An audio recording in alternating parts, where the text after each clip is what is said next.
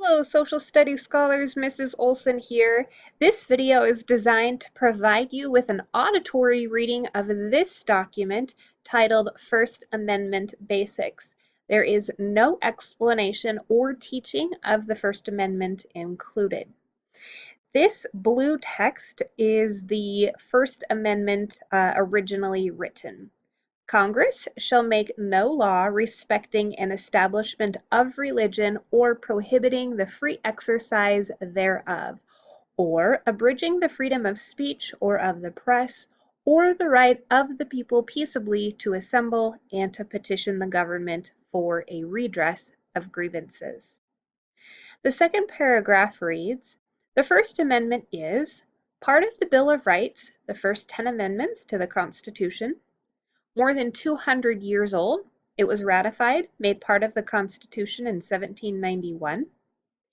Our nation's blueprint for freedom of expression and religious liberty. A statement of freedoms that apply to everyone legally on U.S. soil. The Supreme Court has not ruled on whether the First Amendment also applies to those in the country legally." Here is the section on religion. The First Amendment protects the right to freely exercise any religious faith or no religious faith. You can believe whatever you want to believe and practice your religion openly without fear of persecution. The First Amendment also prohibits the government from establishing an official religion. That is why, for example, public school teachers are not allowed to lead their students in prayer. The Supreme Court has ruled that public school teachers leading prayers could make it appear that the government favors one religion over another. These protections are often referred to as the Establishment Clause of the First Amendment. The speech paragraph reads, "The First Amendment protects the rights to express your beliefs and ideas through words, written or spoken, and through symbolic speech. Symbolic speech uses images, actions, or other nonverbal methods to communicate an idea. The First Amendment protects the right to express even unpopular or controversial ideas." The press paragraph reads, "The First Amendment protects the right to publish information in print, on television, or on the Internet. For the most part, the news media are free to publish any information or opinion they desire.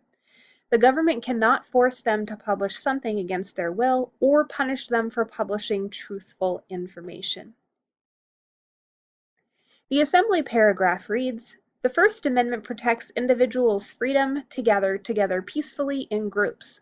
Working together, groups can have a much greater impact than an individually working alone." The petition paragraph reads, "The First Amendment protects the right to ask government at any level, local, state, or federal, to change a policy, right a wrong, or correct a problem. Individuals can petition the government using any legal, nonviolent method of communicating their concerns, from traditional signed petitions to phone calls to Twitter." And the very last part reads, "If we didn't have the First Amendment, religious minorities could be persecuted, the government could establish a national religion, individuals could be punished for expressing unpopular ideas, protesters could be silenced, the press could be banned from criticizing the government." And the last sentence reads, "Citizens could be prevented from gathering together to work for or against social change."